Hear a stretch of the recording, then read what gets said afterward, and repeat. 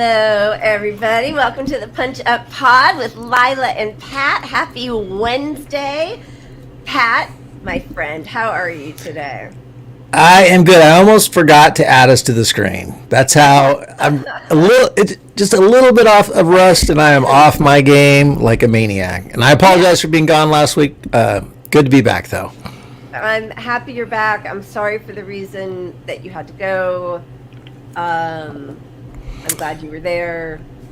Yeah, no worries, no worries. Yeah, life is hard. We're not starting on a gloomy note. Yeah. Let's not.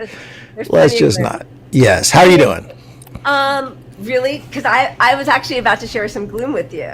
Oh, let's do it. We're gonna have a gloom off. We didn't get to talk about it last week because we were on a different day, and we had Dr. Jill Stein on, which was so much fun. I really loved having her on. I loved everything she had to say, and can't wait till she comes back. But we didn't get to do our silly fill the space banter, so I didn't get to tell everybody what happened. That I wake up in the middle of the night, I wake up for a million reasons that are really, really awful. But this is my current crushing moment. I know you know this anyway, but so my son Asher, who I went to go see, I was off a couple weeks ago. Last year, his sophomore year at his baseball tournament, the very first game, he stole second and dislocated his left shoulder. Yeah, and was out pretty much the whole last season. He's worked so hard to come back. This year, doing so well. We got through the first half of the tournament. He was doing so well. And I'm going to say this is not a humble brag. It's just a brag. He was #1 batting average in all of Minnesota and #9 in all of Division III. Nice. My kid. I made him. And if you know anything about me, you know I'm super athletic. I'm not at all. I'm not at all. And then took a fastball to his hand, broke his hand. Oh. So... not the biggest tragedy in the world by a long shot, but it just is my heart for him. That is awful. I don't know if this is going to cheer you up or just add to your sorrow, but I had a friend, my brother's best friend in high school, and I was good friends with him too. I'm still friends with him. Excuse me. That was a burp. I saved you guys all from that. Thank you, mute button. I just cough in front of everybody. Anyway, this guy was a professional pitcher. He made it to the big leagues, all the way up, and he threw a pitch and it went off the bat into his eye and he lost his eyeball. That's how his career ended. So there's always someone in a worse situation. Somehow that's the optimism I can bring to you. That's the kind of thing that makes me want nobody, to wrap my kids in bubble wrap and never let them do anything. I know. It's harsh. Horrible. And related to that, people keep saying my mic is loud. I'm trying to read it. I turned it down a little bit. How about now? Somebody give me a thumbs up. I'm still just seeing the... Oh my God, I'm already frozen. For God's sake. Well, now you got to tell another story. I'll be back. Cannot believe it. Look at that. There's feedback on it. What the heck is going on here? All right, down. Dip out, and they're saying you seem quiet. So we'll see. Hurry back. Ooh, that's too much. That is too much me. How do I get less me? There's a little less me. So I have another baseball story for that guy. And he pitched for the Blue Jays. He did get a World Series ring out of it because he won some critical games before they made the World Series. But also, when he was about to sign that big contract for all the mega bucks back in the day, he got hurt and screwed up his shoulder going to my brother's bachelor party, not going to, wrestling around and being ridiculous, but he had to hide that from the baseball folks because he had a big contract coming up, and obviously he wouldn't get $1 if they knew he was injured. So they hit it, and it actually worked, and that's why you should always lie to your employer about anything possible. Oh, I kept trying to add myself, but you put yourself on single. I see. I'm single and ready to mingle, ladies. About that, guys. Let's go. I don't know what to do about StreamYard. Their help desk is not helpful. That's all I gotta say. It is truly not helpful. Kim, I agree with you entirely. I couldn't give a rat's ass about baseball. I love it, but I never used to, but I do love it now. So, Your kid, you got to. Yeah, both of my kids, and they're going to play together next year at the same school, which is very exciting. That's awesome. I will be broadcasting from Northfield, Minnesota. Oh, I'm trying to fix our wheel. Maybe that's why this keeps happening to me, because of the whole wheel situation. I don't know. It's possible. All right. Well, we got a lot to cover. So what do you think? I think we kick it off. Let's do it. Let's do it.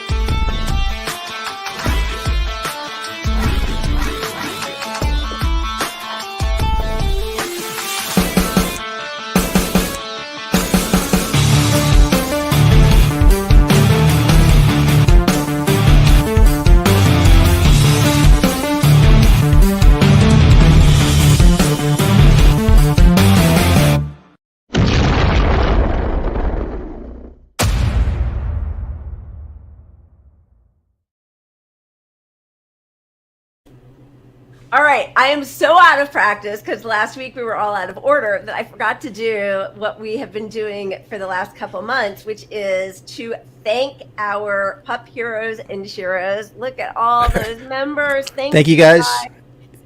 And gals and sheroes and yes. You guys are all amazing. Thank you. I know we keep saying we're going to do that second show and life keeps getting in the way. We are going to do it. But I don't even want to say that it's going to be this Sunday because I'm afraid that if I put it out into the ether, something is going to happen. We are a little cursed on that end.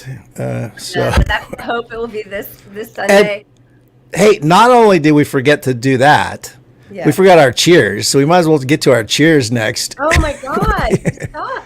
We need a producer, but we don't want one. This is my viral infection. Thanks, COVID. Thanks for letting it rip. It's not COVID, but Jesus, honestly. Where is it? I don't even see it, Pat. Oh, I see it. All right, I'm ready. I'm getting my shot. You got your shot? Pouring it as we watch. I'll have it ready by the time we get back. Okay. So cheers just to somebody doing something good, and we want to thank them. So. I'm just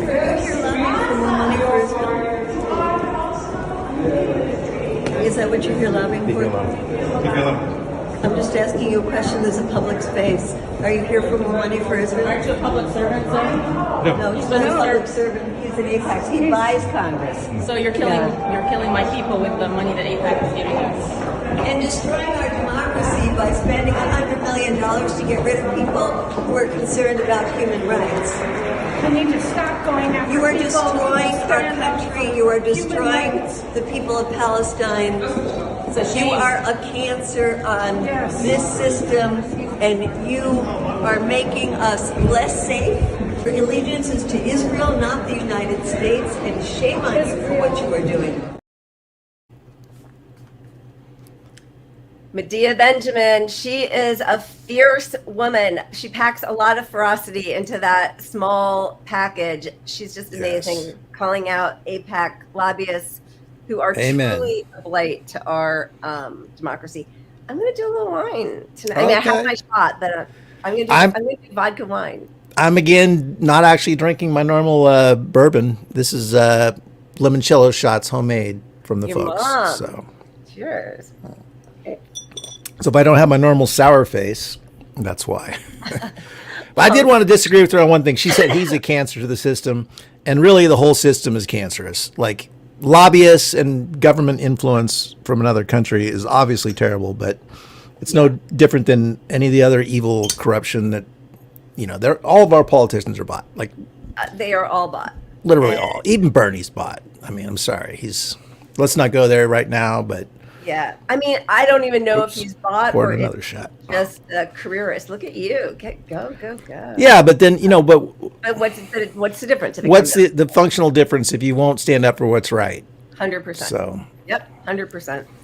Really disappointing, really sad. All right, let's see the order of events today. I think we're actually starting with COVID to knock that out of the way real quick. And there's not that much this week, I think, in the big picture. Yeah, not that much as long as you weren't one of the 1,202 deaths or 10,458 hospitalized. Or something like 6 million kids with long COVID. Let's look at it. 5.8 million kids have long COVID. And just think about all those people out there that we know who are comedians with podcasts, whose audience was told forever that COVID is not a harm to kids. 6 million of them would disagree. That started with Joe Biden. Remember, he leaned into that girl and he said, "Let me tell you, you can't get it," with his unmasked COVID face, right into her and said, "You can't get it." Which, like, has that ever happened where you're just like completely impervious to something? But yeah, so they just keep circulating it around, and New York Times trying their damnedest to shore up support for Biden, who's making COVID now part of his retrospective. Are you better now than you were 4 years ago? How are we going to explain 6 million kids who have long COVID? We're going to write an article saying that basically the pandemic changed families' lives and the culture of education. Our relationship with school became optional. How about our relationship with our health superseded all of that, and we either chose to avoid COVID responsibly, or we got COVID and we want to stay home, the responsible thing to do, or we got long COVID and we just can't go to school. Yeah.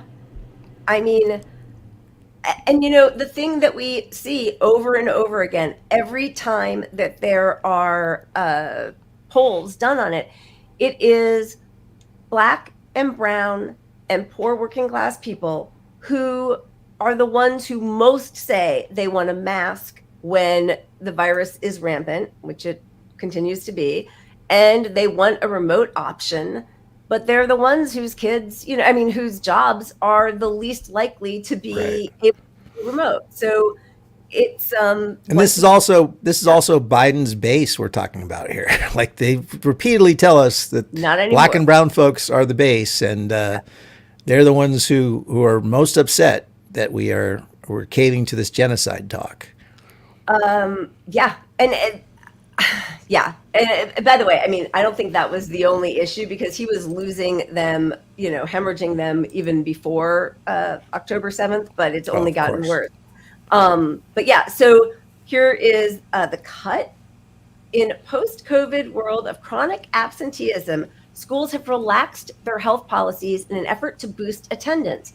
But parents and teachers worry that sending kids to school with mild illnesses puts others at risk. Is a sick kid better than an absent kid? Yeah. Like, when people say, oh, it's going around, it's only going around because you showed up in public. Like, stay your ass home when you're sick. It won't go around anymore. But here, and I do have to put on my readers because, oh my God, the details are pretty disgusting. This is the new state guidance on keeping kids at home. You sound a little underwater. Do I really? Oh, How about you just now? fixed it. You just fixed it. Okay. Children with pink eye, for example, may attend school as long as it isn't causing them vision problems. Okay, pink eye shuts down whole wings of hospitals. It is so crazy contagious. It's one of the most contagious things. Like, if you're in the room with somebody, you're going to get it faster than COVID. Like, it's just... that is obscene. Like, it shuts down a whole, pediatric wards. I mean, truly, like, and also when you know what it is, right? Isn't it like feces in your eyes, basically? It's so gross. Okay. It looks like it anyway. Okay, ready? It gets better. Kids with diarrhea should show up to class as long as they're able to make it to the bathroom in time to avoid an accident. This is the Onion right here. I mean, can you imagine what this does in somebody's classroom? A kid up at night. Yeah, sorry, go ahead. Yeah. But how does a kid know? I mean, kids don't know. It's diarrhea. They're just learning to deal with some of this stuff. And you had diarrhea last night, all night, but you haven't this morning for, 10 minutes. Okay, go to school. You got this. And also, like, when you're home, you easily, not always, but like for the most part, can make it to the bathroom because you're like within a few feet. At school, now you have to interrupt, tell everybody it's an emergency. get your hall pass, run down. In some places, like, here, we have like trailers for lots of our public schools for extra room, like where my kids went to school. So like, you might have to go across the whole campus to get to a bathroom. And also like, your body is sick. Like, the whole point is, the reason it feels that way is you need rest. Like, it is, and then to spread it, like, oh my God, I can't even. Okay, wait, it continues. It's so gross. Okay, let's see. A kid up at night vomiting is welcome back at school, provided they stop throwing up sometime during the night and are able to keep food down in the morning. Less obviously stomach churning, but perhaps most eyebrow raising, is the guidance around fever. Instead of being fever-free for 24 hours, as the American Academy of Pediatrics recommends, California students, Gavin Newsom state, may return to school as long as their fever went away overnight and is still gone by morning, and their symptoms appear to be improving. I mean, like, and we've this said is public health. We said it from the beginning. Fever is not even an indicator of how transmissible for COVID. It's nothing. It is actually for other things. I mean, I'm just saying, like, basically all precautions for everything. Right. Like, you got chicken pox, it's okay. Just don't pick the scab. Like, in their formula, there is nothing about testing. So there's no way to determine if this is COVID, the flu, RSV, So they're throwing out this brand new guidance that is in California, of all places, the liberal bastion of the world. Is the most unscientific.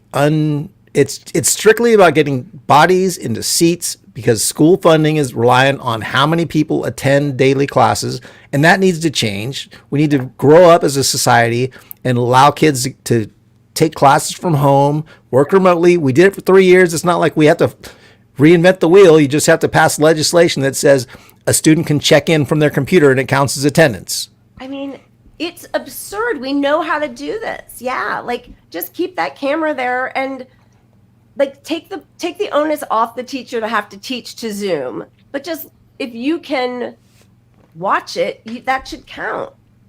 Instead of spreading sickness to everybody. What is going to happen with all these teachers? I mean, teachers are running in droves. Right. They're not compensated enough. They all are getting sick all the time. Oh, it's unsustainable. My sister-in-law's a teacher, and she has a constant cough. Love that. No, Love that. I flew this weekend. The whole plane had a cough. Entirely. Yeah. And were they all masked responsibly? There were 2 people masked besides myself. So that's probably better than my last flight. So I'll give them something, I guess. I mean, I went to urgent care the other day just because I'd already tested at home. Didn't think I had COVID, but I just wanted to see what was going on. And I went, and I don't have COVID, RSV, or flu. I'm in the waiting room. The only person in the waiting room wearing a mask, my KN95, a little girl puked all over her mom's car. They come rushing in for paper towels. Nobody's masking. Did you tell her she could probably go to school tomorrow? I was like, you're fine. You're probably going to be good. Get it out. Get it out. Cool. Yeah. There was a couple eating their lunch in the waiting room like, that is gross anytime. And then all of the staff and doctors and nurses were wearing surgical masks. Like, I don't know. Believe science. Believe science. Look, any respect I used to have for doctors, or as sort of I defer that you went to medical school, you must be very knowledgeable about this stuff. It's gone, because there is no, like, if I read an article about some disease, I'm sure that my doctor hasn't kept up to date to what I just read. Yeah.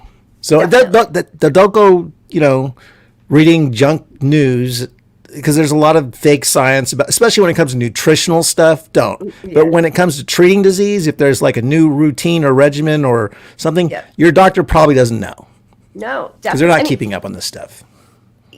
I mean, our pediatrician, who we're not with anymore because my kids are so old, but like, he was like, oh, they just changed, this was a few years ago, they just changed the guidance from 6 feet to 3 feet for COVID. And I was like, it's airborne. It didn't matter at 6 feet. He was like, yeah. Like, and then of course my kid's mad that I'm arguing with my doctor, but like, yeah, I don't know. It truly, the mind boggles. I just can't believe it. All right. Anyway, that's COVID. That's COVID. I think that's enough on COVID. Oh, there was one good thing. It looks like the slide didn't make it up, I don't know what happened to it. Propaganda. But they are finding in some cases that treating long COVID, bless you, It is a or Gesundheit for Coughing, the yeah. atheists, which is myself. That still means God bless you. Then. Damn it. I don't know. You're Oh, making yeah. shit up again. I am. But they are finding that treating long COVID with HIV antivirals seems to be working in a lot of cases, not across the board, but there are case studies of it working for some people. So it does make sense because it's an immune system Yep. disorder that's evading your natural immunity Yep. in similar and they've ways. been treating it that way in China, I think, for 2 years now, with a lot of success.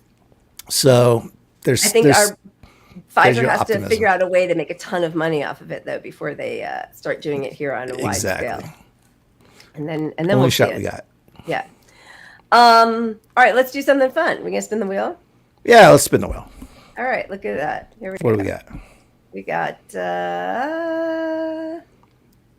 Puppets say what? Timeline sorry. plans I see what you're saying. and shots.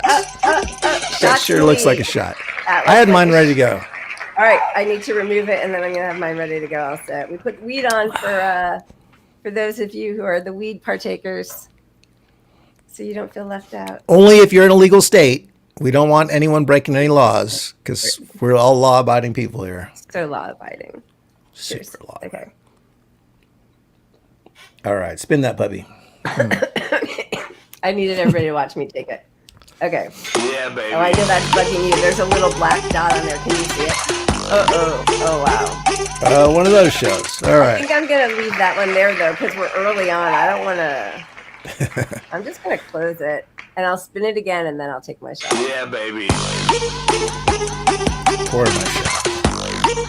Okay, that's way better. Am I All right. removing it, or should I leave it?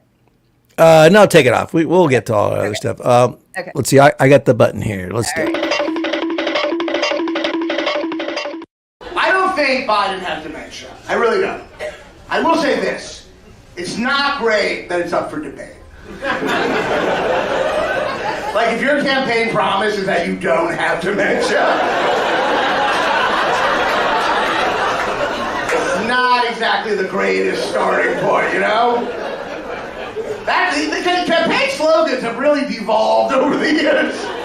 It used to be Obama, it used to be like, hope. Now it's just, I'm not mentally handicapped.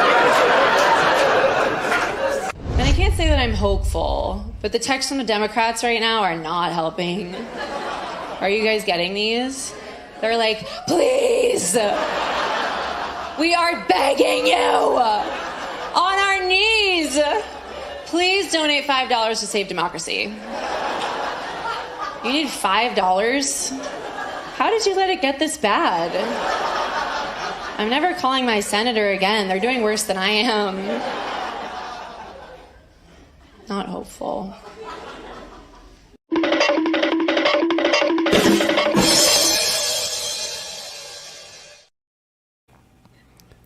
Those are great. I feel bad that I don't know their names though. Yeah, Normally I just they- realized names. I should have tracked down their names and put them down there. But That's okay, but that was funny. Yeah. maybe those- I'll throw it in the chat. I'm not going to throw it in the chat, but if somebody comes producer- up with it, Our producer can throw it in the chat. we'll try. Yeah, the unhinged. We stole their labor. Sorry, we stole their labor. That's not right. As That's socialists. right. That is true. Yeah, texts and emails are just out of control. You haven't done enough. I got that one today. You haven't done enough. Yeah, where is it? I think we got it here somewhere, don't we?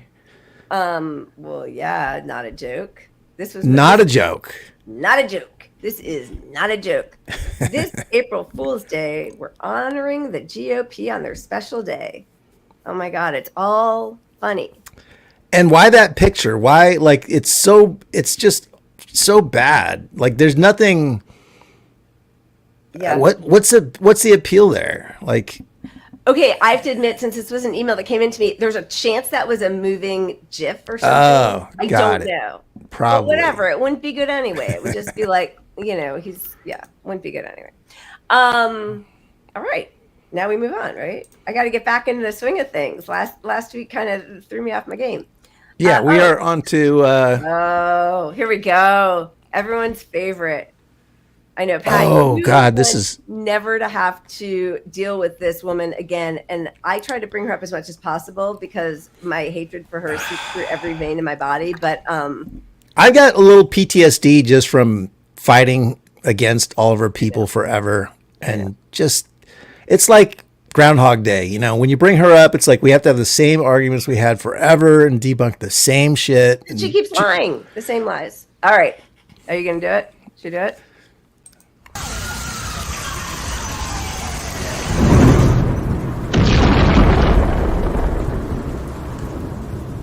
But it's Biden versus Trump. We know that. It is. It is. What do you say to voters who are upset that those are the two choices? Get over yourself. Those are the two choices. Yeah, I love that. Right? And good. you know, it's kind of like one is old and effective and compassionate, has a heart, and really cares about people, and one is old and has been charged with 91 felonies. Yeah. Okay. I mean, Okay. Interesting.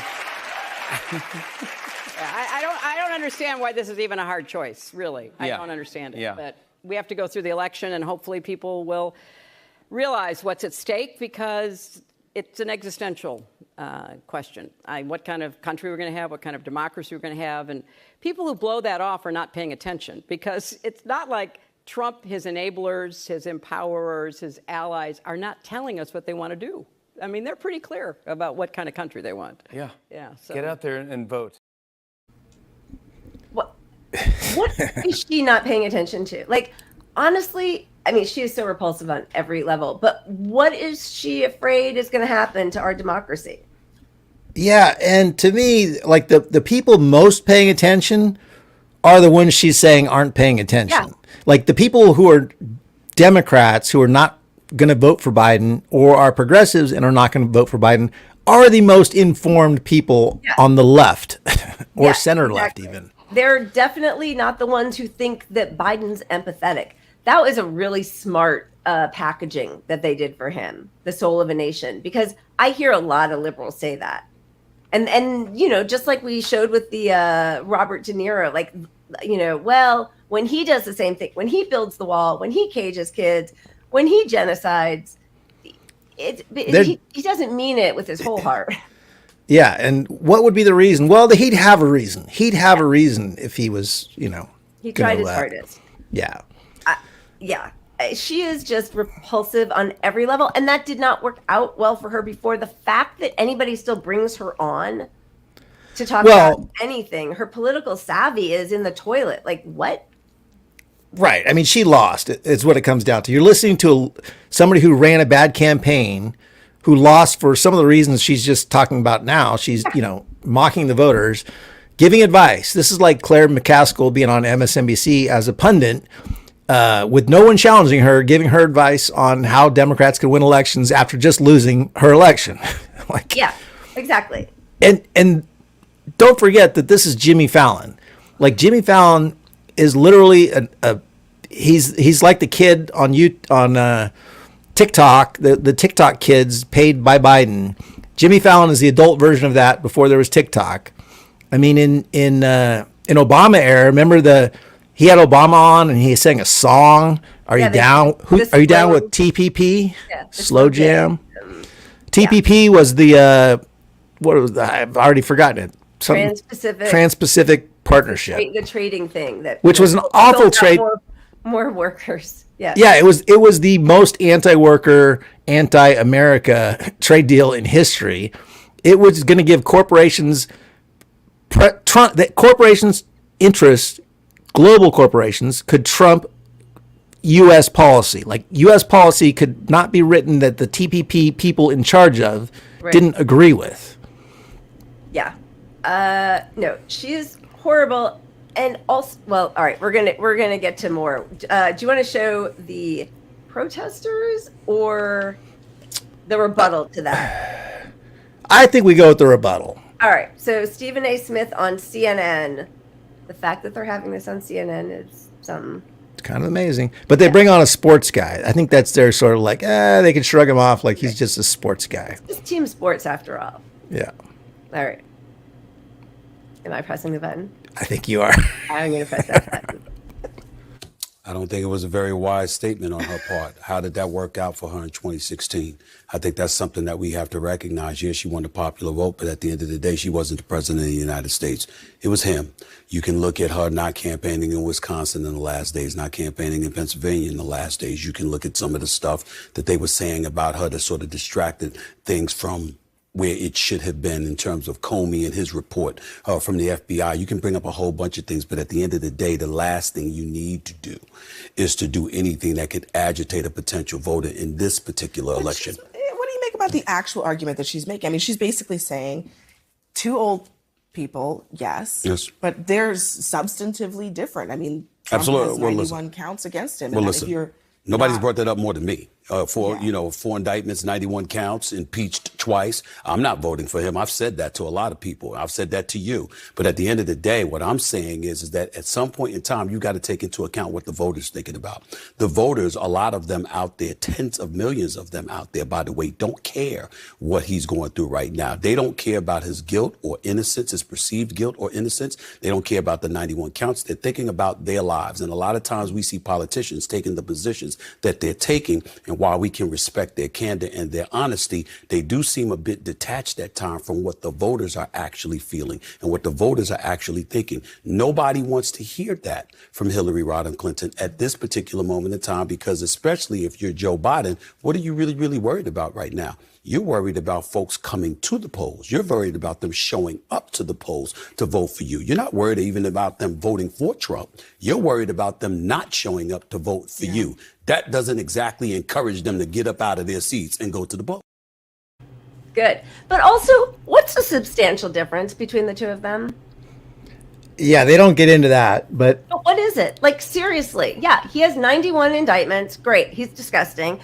Joe Biden is dirty and gross and has destroyed people's lives for 40 years, locking people up for the smaller crimes than what he saved his son from repeatedly, pushing the Iraq war, doing a genocide. Like, I don't know. If you look at the body count, who actually has more bodies underneath him? Like, yeah, I mean, what's the substantial difference? I hate to say this, but like I've said before, I'll never vote for Trump, but I understand the acceleration argument because look, under Trump, the Democrats and the media cover some of the bad things and prevent it from getting worse.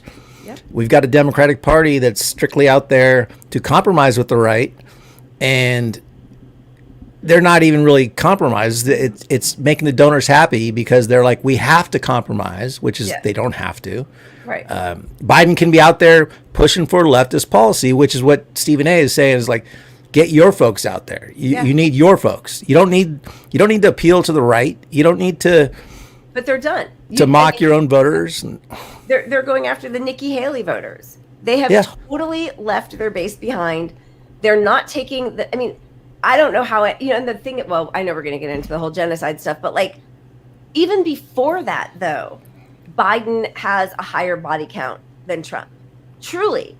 And like for Hillary Clinton to sit there between the global Clinton, whatever, CGI, what was it? Clinton Global Initiative and all of the, underhanded corruption with that in Haiti, and even her daughter talking about it, married to a guy who has like 4 credible rape charges against him, at least. I mean, like, what is what is the substantial difference? I really don't see it. I don't know. I just. I mean, the big difference is that, like you said, Biden has been able to pass a lot of terrible legislation. He has a history. The crime bill mentioned in the chat. Let's see. We give kudos to. Zaina. Where it's due. Yes. But he's basically running on undoing everything he's ever done, and it continues through this last election cycle. He's running on undoing losing Roe versus Wade. Yeah. He's running on protecting the border, and border he's running to the right of where his party is on this. More cops. Yeah, more cops, more privacy invasions, more violations of EPA rules to build Trump's wall. They're not even compromising. They're just like handing everything on a silver platter. It's a joke. Yeah, it really is just. It like is. The election comes down to, oh, you're going to vote Republican? Well, we tried to do all the Republican stuff, but they wouldn't let us do all the Republican stuff. So how is that turning your base out? Because as Stephen A. Smith just said, Trump's guys are ride or die on the right. They're going to come out and show up for him. Yeah. But there's no enthusiasm for this guy on the left. When the message is we tried to give Republicans everything they wanted and they wouldn't even take it. Yeah. And get over yourself. Get over yourself. Yeah. She is just so hideous. And I do love talking about her because I loathe her. And I think the joke is on all of us, but like hilarious that she and Bill set Donald Trump up to be her opposition. And she lost to a racist buffoon reality TV show game host. I mean, that is her legacy. She will never be president. And by the way, Libya, that's her legacy. I mean, she is really a horror show. No, obviously. I mean, as Secretary of State, she was an up and coming Madeleine Albright. Like, if she had 2 more years in office, she'd be probably up there with her. Killing even more people. I mean, she did a pretty good job with Libya, right? I mean, that's pretty good. And of course, Haiti. She decimated Haiti. Haiti. That money. How many? I don't even know, but I mean, what I used to always say is they took billions of dollars to do millions of dollars of worth of work. So it's like, yeah, they could point to some things that they did in Haiti, but the CGI initiative took up all the humanitarian effort. People that wanted to donate, like you and I, were told to give it all to the CGI initiative, which was giving all to Bill Clinton's buddy contracts, and then they were doing a shitty job. And that's what happened. And they all, just leached all this money that people gave to donations because there was all this money in that fund. And so the other aid organizations weren't getting money. Right. And it was the proximity, like they were selling access to the fact that everybody thought she was probably going to be president. I mean, like, it is, the corruption is so steep. And the fact that they don't have indictments against them is only because everybody in Washington either does it or hopes that that's where their careers will lead to, that they also can milk all of the connections to just bilk people out of billions of dollars. All right.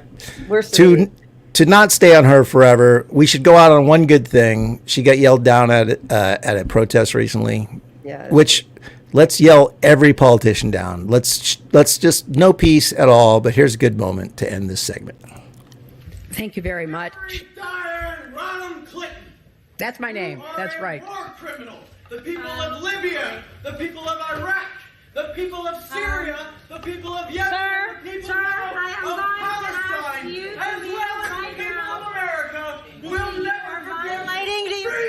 Free Palestine! Free Palestine! Okay.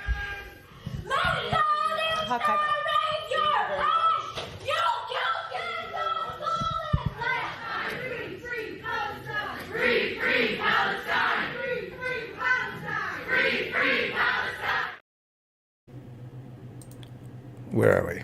There we Where are we? Yeah, I mean, she is just an absolute horror show. They should be, and just the looks on their face, like they're annoyed that they're being interrupted. There is a genocide happening like every day. People are being slaughtered in the most horrific ways. And they're just like, get over it. What's your problem? Why are you interrupting my paid for speech? Ugh. Yeah, remember that black protester at the White House? God. Yeah, with the sign. To get in there, it's like bring him to heel. Because they had slaves in their Arkansas mansion. They used prison labor in their mansion. The government exactly. mansion. And, given all that history, you think she would have developed some tact in dealing with people that they offended from the past if they believe they offended them. But they don't believe they offended them. They believe they're troubled by all these peasants bringing up this stuff. They shouldn't have to deal with the peasants. It is the height of narcissism. You can slaughter, you can destroy the Middle East, you can stage, coups in South American countries and Why is everybody so upset with you? I loathe her. I loathe her. I look forward to the day we never talk about her. I mean, I know it's fun to bash her, but it just brings me down. I just hate seeing her face and hearing her voice, especially. Yeah, she's just like worst of the week. Worst of the week. Moving on. Let's get to that. There's a lot to toggle through here. I think we're just going right into Meteor of Death 2024. Well, that's perfect because this is what's happening right now. Biden, Hillary thought she could just win the general. She didn't know about having to go do rallies and campaign in the Midwest in those swing states because she loves to tell people that she won the general. And now I know this is very difficult to see, but the Wall Street Journal poll shows Trump leads Biden in 6 swing states: Arizona, Georgia, Michigan, North Carolina, Nevada, and Pennsylvania. Tied in Wisconsin. It's all, look, all that matters as far as if you're going to follow polls, the general election, across the country, polls don't matter. Swing states are all that matters. That's all that matters. Because the other ones are going to vote blue or they're going to vote red. So there's 7 states that really are in between. And he's losing to every one of them. He has been from the beginning. One's tied. Sorry, one is tied. I apologize. Wisconsin. Yeah, Wisconsin is tied, and that's not going to work. Because, yesterday. Oh, sorry. Are we both doing the same thing? Yeah, go ahead. Yep. No. We put it in order, and I was trying to go against. I was being, capricious. No, it's okay. But Biden is out there. Change the messaging. Like yelling at the press because they're not covering his good news in the last 4 or 5 polls. Well, the good news in the last 4 or 5 polls that he's looking at are that he narrowed his loss in the general election polls, which have, like I said, absolutely nothing to bear on who wins the election. He might be very excited that he just banked $25 million at his fancy all-star packed fundraiser. Well, you can tell he's excited because he's got his cool guy glasses on. Man of the people. He's a man of the people. But that also was not without protesters. And we don't, they did not have the video of Obama scolding the protesters, but it was written up that Obama to protester interrupting. You can't just talk and not listen. President Joe Biden's star-studded fundraiser for his re-election campaign was punctuated by protesters interrupting the event. And one of the women says, I was this protester. Obama, I'm listening to the UN, the International Criminal Court, and testimony from the Palestinian journalists and civilians inside Gaza enduring a genocide. The question is, why aren't you? I mean, it really is the audacity of these people to think that we don't want Biden because we're not paying attention. The people most angry at the Democratic Party are paying the most attention. That's the bottom line. You can't dispute it. But they can say this over and over again because the people not paying attention will only hear that message that it's right. They'll only hear and believe the message that these people like tell tone us. Policing, right? Yeah. Right. Like we're just, petulant children, petty about our little one issue, whatever that may be, little genocide. They're bothered by the genocide. Oh my God. Yeah. Lol. Your one issue. Yeah. And so or healthcare or COVID or, you name it. Or the wall, immigration, the border bill, or police, like the oil drilling. I'm just trying to think of one thing that is better now. Like nothing is better. Like how are liberals feeling that? They stop paying attention. It's just the David Sedaris thing, right? It's just, truly the go back to brunch, but he actually wrote it. Like they truly just feel like they're not hearing about it because the press isn't antagonistic to Democrats. And so it just feels more peaceful. But there was no material difference when Donald Trump was their president. Right. And, they look at things like the economy is not hurting them. Right. The housing shortage is not hurting them. Right. COVID is not hurting them, they think, because they don't have it. From home or they have the treatments or, they're older in general, so they're less likely to have kids impacted by COVID. And they're just watching CNN and MSNBC, so they're getting pretty much brainwashed every night. And those are the ones that think they're doing, their due diligence as a citizen. Oh, I watched MSNBC, so I got my good leftist positions dialed in. Yeah, we got to pierce that bubble. You've got to pierce that bubble. But so what they're really going to do is what they always do is go to war against third parties, which, what that does. Well, first of all, of course, it's not democratic, but it also eats up so much money from those third-party campaigns because they have to go to court to fight all of these. Yeah, me too. I mean, so many red lines, but yeah. They have to fight all these challenges, and they can take years. I mean, and so listen, what did Biden raise in one night? $25 million. I mean, we were talking to Jill Stein last week. They are hoping to raise a fraction of that.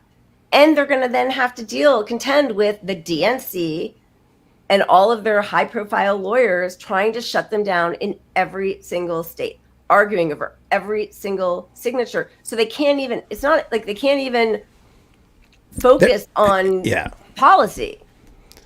Well, they're literally doing what they always accuse Republicans of doing and try to prevent people from having their voices heard at the ballots. Yep. They're fighting. They challenged all these signatures. It cost $1 bazillion. Our legal system is pretty fucked up. I worked in law for years, but it's like it costs a lot of money to fight frivolous lawsuits, which I did want to point out, friend of the show, Matthew Ho, who was on That's right. Last year. A while ago. But they fought really hard to get him off the ballot, and they sued him, even though the courts initially, I think he got an injunction, was able to be on the ballot, lost, but basically the courts ruled that it was frivolous, and they awarded him damages. So, but 2 years later. 2 years, so basically they got what they wanted at the time. They harmed him with the media. Right. Yeah. Prevented momentum for his campaign. Yeah. Yep. That's the whole strategy. It's really, really unfortunate. And he came on our show, so he was going to win. It was a lock. He was going to get the punch-up bump. It was a lock. We should sue. Our show's been harmed. That's right. Monetary damage. Nobody trusts me anymore. They think I make up numbers and shit. Gesundheit. Okay, so here we go. Biden. Look at this. On my watch, healthcare is a right in this country, not a privilege. I mean, this is sure about that? Kills me. All Americans deserve the peace of mind that if, oh boy, here go the readers. Yeah, where is Devin? Because he always teases me about my readers. A peace of mind that if illness strikes or an accident occurs, you can get the care you need. What is he talking about? Honestly, what's he talking about? He just uses Bernie's message. Remember the short? He was like, I beat the socialist. I know Bernie's not I know we're all beyond Bernie, but at the time, I mean, it is so clear the majority of this country wants Medicare for all. Wildly popular across the spectrum. And so he's going to use the language and not. Right. But it just shows how owned these guys are, because he could have ran on supporting the message even back then and not done it, but it would have gotten it that much closer to reality, even though he wouldn't have done it. But the next president would be more likely to do it if Biden failed to achieve a campaign promise. But right. But obviously he has no intention of passing Medicare for all. He suggested he would veto it. Of course, we know this. And he had an ad, Medicare for all would be an insult to my dead son. I mean, it is so vile. How evil. Vile, evil, same word. I mean what really. The fuck? And the other thing, I mean, I don't know if it was in that article, but where he said, well, he made it seem like, well, I don't want there to be any gap in people's health care, which, I mean, obviously, by the way, there's gaps in everybody's health care. But if we did Medicare for all, that would slow things down. Oh, yeah, the transition. Well, they used all those arguments. The transition would impact too many people. Just we can't get rid of coal mining jobs because, those guys with coal, so we got to keep poisoning the planet because the coal miner jobs. But can't get rid of slavery. We're going to lose so much money. Yeah. I mean, really, like you could use that horrific excuse for absolutely everything. Oh, and they use the you can't get people. Think of all the people right now. If you get rid of the third party carriers for healthcare, right? Yeah, those people, all those people who have telemarketing phone jobs denying claims. What about them? Yeah. What about them? Who's going to think about the people who are? And those are social murder? Those are largely people of color. So it's another, exactly. But meanwhile, and Bernie explained the whole thing that they would you're still going to need, paper pushers and pencil. You're still going to need an infrastructure. It's just you're going to have to retrain people and move it a different way. It's all so cynical and insincere, and they are just so corrupt. And again, if you want to really talk about who has the most bodies buried under his cellar or whatever, denying people health care for 40 years, as he has fought to do. I mean, that adds up. COVID. 70,000 people a year. Yeah. And COVID. Yeah. I know. Well, speaking of disingenuous, here's the problem is Trump can run on being more pro-ACA even. It's just Okay. So, I thought this was one that was in the middle of the night. Can you read it's it? Not. Can you actually read it? Yes, sort of. I was looking because I thought the timestamp was 1 a.m. Close. Oh no, it's 11:49. You're right. You're right. He does have those ones that just go on forever, and it's 45 different truths that he drops in the middle of the night. I'm not running to terminate the ACA, as Crooked Joe Biden disinformates and misinformates all the time. I'm running to close the border, stop inflation, make our economy great, strengthen our military, and make the ACA, or Obamacare, as it is known, much better, stronger, and far less expensive. In other words, make the ACA much, much, much better for far less money or cost to our great American citizens who have been decimated by Biden, his record inflation, bad economy, Afghanistan catastrophe, and just about everything else. Crooked Joe Biden is by far the worst president in the history of the United States. MAGA 2024. Gotta love that guy. I mean, half of that I agree with. I'll give him that. But even where he's lying, look, he diffuses a lot of Biden's arguments just with the ACA part. Yeah. Yeah. And his base isn't going to get mad at him if he just makes the ACA better. So he's not committed to tearing it down like he once was. And he's not committed to anything because ideologically he just wants power and attention. Yeah, exactly. And to stay out of jail. Yeah. Yeah. He's not committed to anything, but he says those words, and we all know. I mean, Joe Biden says his words. I mean, so everybody just believes whatever their team says. It's so pathetic. Okay. Right. Also, but he can. Yeah. My point with that is that he can win over people just so sick of fucking Joe Biden by saying, "Oh, I'm not really racist. I'm not really." He can always put some spin on something, and people are just like, "Yeah, we know he doesn't believe anything he says." So some people are going to fall for it. The worst part about that tweet is how unhinged it seems. Because if you're gonna attack dementia Joe Biden, you gotta do a little bit of a spell check. Maybe use a dictionary. Don't misinformates. He retweeted me once, so I'm offended by this. The silly Joe Biden tongue tweet. Wait, Trump retweeted that? Yeah. Oh my God. That was hilarious. from Trump. Yeah. That's hilarious. So he has. Really, in some ways, he's a connoisseur. Great taste. Yeah, he's got great taste.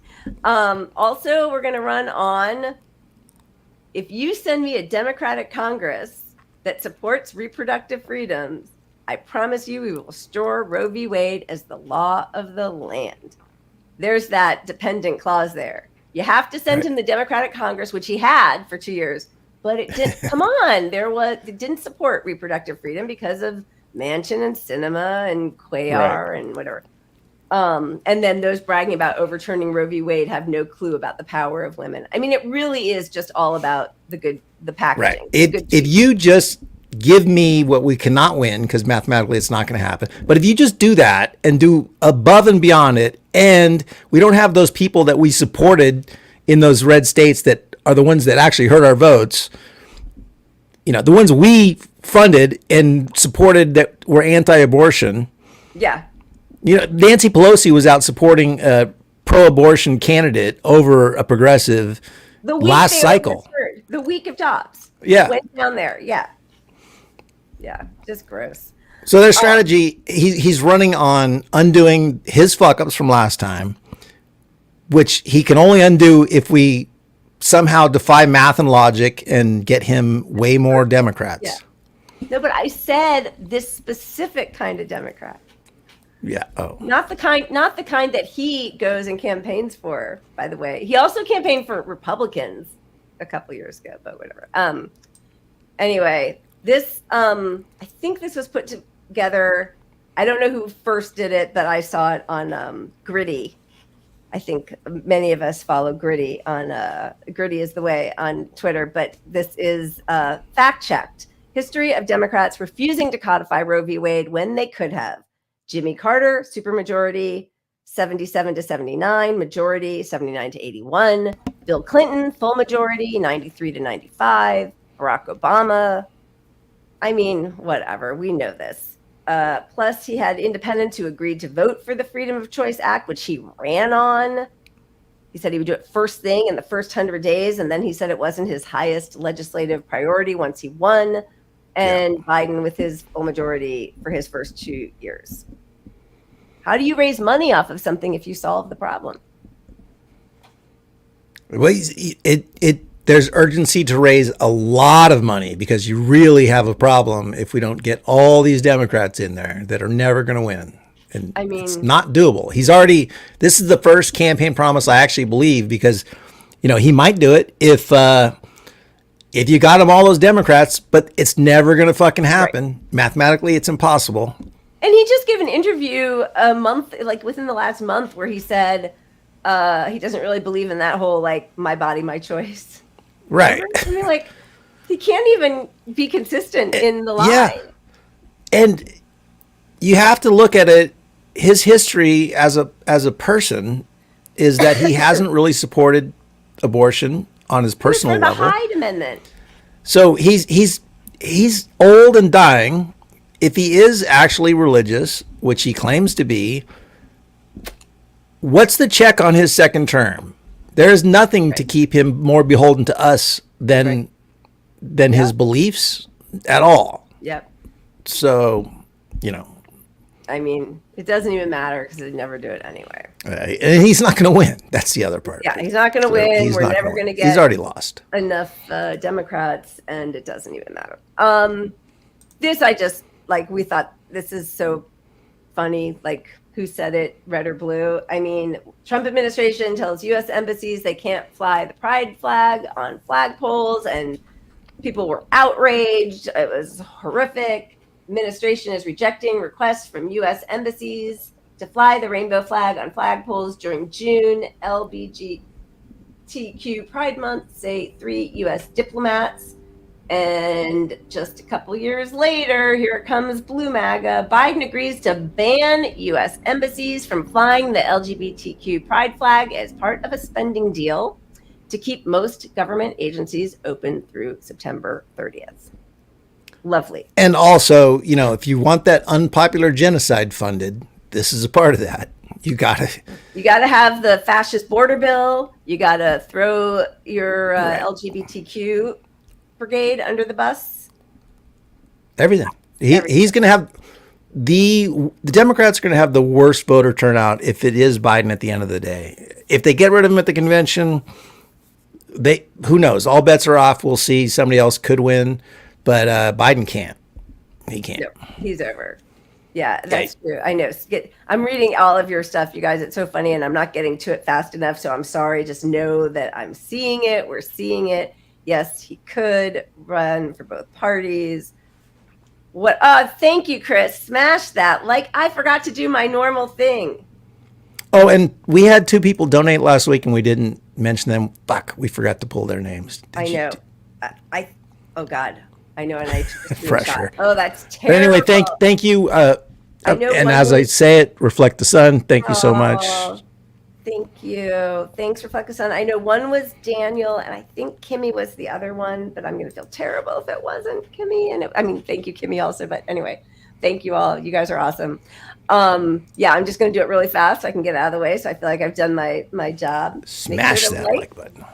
Subscribe and smash that notification button. Okay. What else do we got? We got. Well, they're going to save Biden. We know that. This was. Oh wait. Here's the article first. That's pretty damning. Stuck, but like they make him look like he's not. Like the real, it was only like maybe 6 months ago he fell off his bike in front of folks. Yeah, like, and off the stage every time he wanders off. And I don't want to make fun of. I don't want to be ageist. It's his mental acuity that matters. But like, he is not going to win this election. He's losing. His campaign knows he's losing. All Democrats inside the party know he's losing. It is no secret to anybody that he's going to lose. The only people it's a secret to are people who watch CNN and MSNBC regularly who think it's a tight fight. Yeah.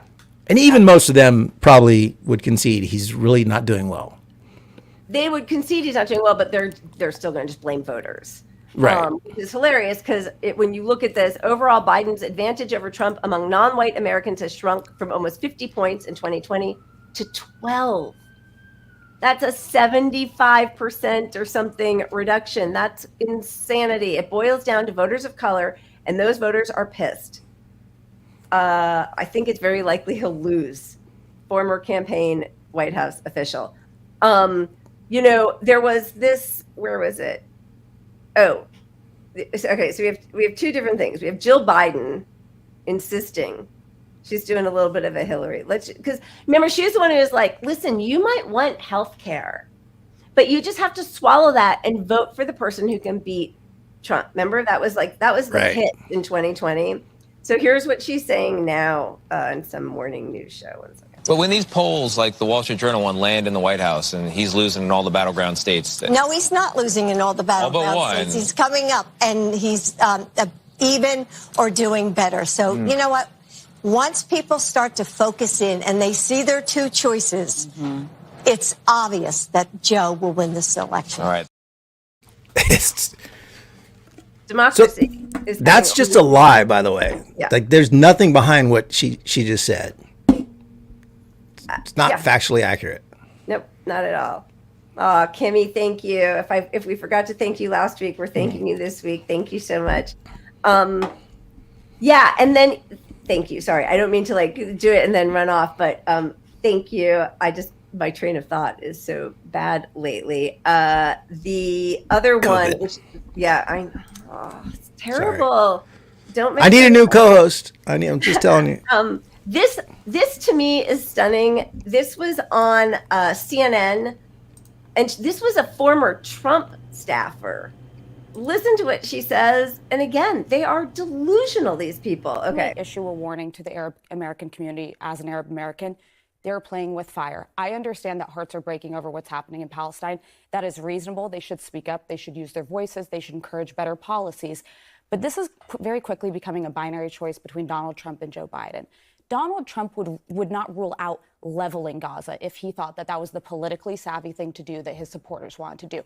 He cut aid to the Palestinian Authority when he was the president. So this notion that you would gamble at such a critical time, I think, is incredibly risky. But I mean, flatten Gaza, level Gaza, too late, buddy. Joe already did it.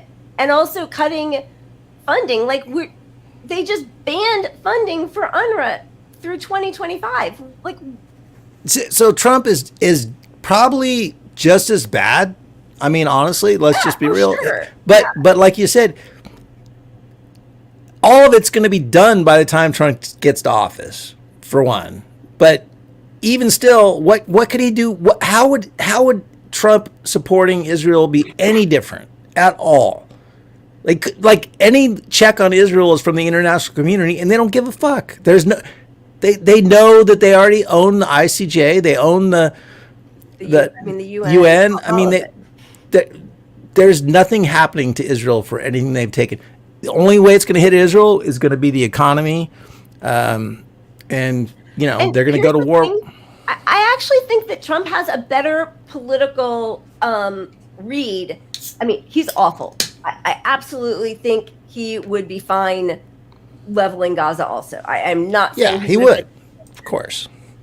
I do think he's a little more politically savvy, and like even just, I mean, he did just in an interview, we don't have it right now, but he was like, this has to stop. The whole world is turning on Israel. Netanyahu has to stop. He is truly more fragile to public opinion. Yeah.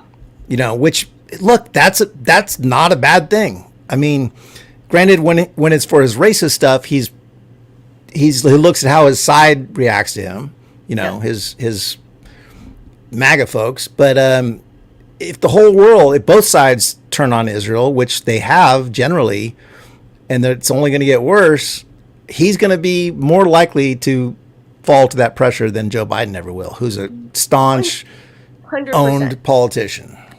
Yeah, we didn't pull this article, but it was stunning in New York Magazine, and it was, I think, a former White House staff person.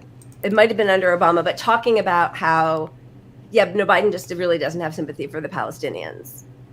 All of the sympathy, all of the allegiance is to Israel. And obviously Trump is also disgusting. Like, he's just a vile, vile person. But yeah, his political savvy is, he puts his finger in the breeze and wants to know what's happening. I don't know. With Trump, like, I hate him, and I thought when he killed Soleimani, I did think that we were going to have World War III. But right now, we have two hot wars. Like, right now, the U.S. is involved in two huge regional wars. Like, I don't know. I do not feel more comfortable now than I did 4 years ago on any level. Well, the one thing the media did when Trump had all his rhetoric that scared the world, and it should have scared the world, he's a scary dude. He says some dumb shit. But the media covered the hell out of it. And there's no critical coverage. I mean, very little. We're seeing more of it because CNN, MSNBC are losing viewers like crazy. Yep. You know, their audience is entirely the older folks who don't get media from other sources. The people that get their media from both, like CNN and Twitter and TikTok or whatever, they know that CNN's bullshit, so they're leaving CNN and they're leaving MSNBC. Right. So they're trying to win these people back somehow with a little bit of truth, you know. A little. Well, because I think they're covering their asses also, right? Because when he loses, they have to be like, well, we tried to warn them. We had the people on. All right, so last night, and then we're almost done with this section, but last night there were a few primaries. Let's hear it for New York.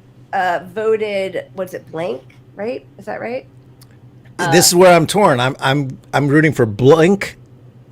I'm rooting for uncommitted. I'm rooting for unstructured. But I think you're right. They were blank, right? 15%, was blank. And the only, I have to say, in all of these efforts in all the different states, the only sort of like famous name person I've seen put out any advert or any promotion of uncommitted or blank or whatever is Mark Ruffalo. And I have to say, I really do appreciate that, because especially in Hollywood with these crazy Zionist liberals, right, getting a ton of pushback. But he did send out a tweet yesterday in New York encouraging people to vote blank. Here was in Rhode Island, where they did not have a big campaign or a lot of money to push this uncommitted, and they that's really impressive. I mean, 16.3% of the vote was uncommitted. Yeah. We have 30% of Providence uncommitted. That's really, I mean, that's a huge deal. Right. Now, and so Providence is probably his stronghold, Democratic stronghold. Right. So to lose 30% to uncommitted when there wasn't even an active campaign for it. Yeah, that is huge. This is interesting because this is the one where he is tied in Wisconsin, uninstructed, just surpassed their goal of 20,000 votes with just 46% reporting. Yeah, And I have an update on this. Oh, okay, good. I looked it up. Oh, good. Look at you. 40, I don't have the exact change number, but 47,000 people in that state. 47,000 people ended up voting for, what was it? Uninstructed. Okay, so as we saw, Jill Biden, Dr. Jill, the real doctor, Dr. Jill, say that he's coming back up. Well, he's not. But anyway, tied in Wisconsin. He beat Trump by just 20,682 votes in Wisconsin in 2020. So now it's over double that voted for uninstructed. So best of luck. Yeah, it's not happening. But that's the reality. I've never seen a poll like this. Wisconsin poll found that just under half of Democrats in the state strongly or even somewhat approve of Biden's handling of the war. 65% of respondents under the age of 29 say they strongly disapprove of it. Only 16% somewhat approve. 100% of voters below the age of 29 said they strongly or somewhat approve of an immediate and permanent ceasefire. I have never seen a poll for anything that said 100%. Yeah. Every single youngster told me to get fucked. Yeah, that's it. 100. Why are you calling my cell phone, dude? I got to play Call of Duty. Let's do this. Slap that on a yard sign. Let's vote for this guy. North Texas school teacher, U.S. Army veteran, legally changed his name to literally anybody else and announced he is running for the U.S. president. Nice.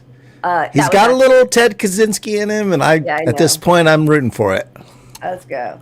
Right. Yeah. He it was shut down though. I saw. Damn afterwards. it. Write him in. No, write in blank. Check your state.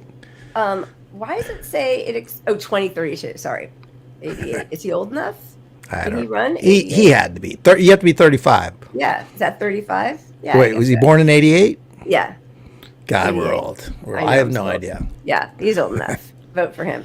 All right, let's spin the wheel. We need something. Amen. Let's do that. Oh, that's my job. That's my job. There we go. Add it. Here we go. Oh wow. All right. I'm gonna pour while I'm gonna remove that one. Cheers. 1 second. Okay, I'm gonna pour it. Limoncello? Fresh limoncello? I like it. Oh, that's another shot. How do I know? All right, I'm going to pour a really big one then because I got to spin again. Okay, All right. okay. Cheers, cheers, cheers. Wait, I'm closing it and spinning again. Okay. Yeah, baby. Oh, Lila, how? I'm really glad this is not bourbon. Oh my God. Okay. Should I remove that one? Yes. Really? Oh my God. Should I stop doing 17 shots in a row? Okay. Yeah, baby. My eyes are spinning. Wait a second. I have to. No way. No way. Okay, wait a second. I need to catch up. You gotta play the lottery. You're beating the odds here. I know. Is that Crushing a good thing or a bad thing? Wait, I'm starting to feel a little dizzy because they put me on a Z-Pack. Okay, wait. Yeah, baby.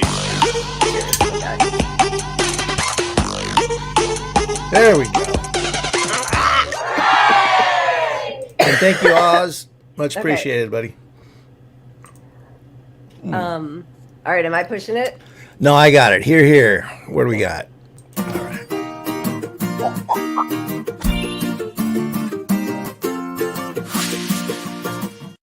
One after the other to give the green light for this genocide, giving it the cover of self-defense, cannot even bring themselves to condemn the obvious war crimes being committed by Israel. They are good at raising their concern, make statements that they are troubled by the killing of our children. We're sorry that the killing of our children by your weapons actually troubled you. They want to convince us that they actually care. So they raise funds, they are silent during the genocide, and then show up afterwards with charity to say that they care. Can we really accept this? Many countries rushed to suspend their funding of UNRWA based on mere allegations that were not fully proven, yet did nothing with regards to the clear findings of the ICJ. The amount of hypocrisy is incomprehensible, and the level of racism involved for such hypocrisy is appalling. And now some politicians claim that their patience with Israel is ending, and we say nothing can wash the blood from your hands. The UN Security Council resolution was too late. It means nothing. Some acted as if we should congratulate or thank the USA for not vetoing the resolution. I say absolutely not. They are complicit. You cannot undo the past. In fact, the US has just sent another massive missile package to arm Israel. Are they really trying to fool us, claiming that they care or concern, obviously to win back some votes? If the flow of US weapons stopped right now, within 3 days, this would end. Instead, they sent Israel missiles to kill us and then sent fractions of the needed food parcels. This is beyond complicit. This is direct involvement in this genocide.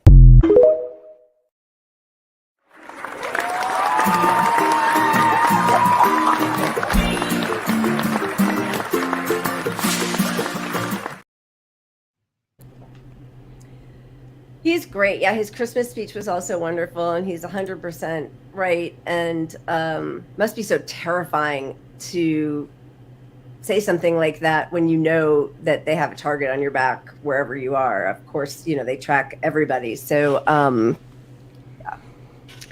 here, kudos. Oz, thank you. Oz the Boomer, good to see you. All right, we are moving on to economic busted. Oops, my bad. Don't push buttons, Pat. I'm the button pusher. No, I'm kidding. How are we doing economically? Bidenomics?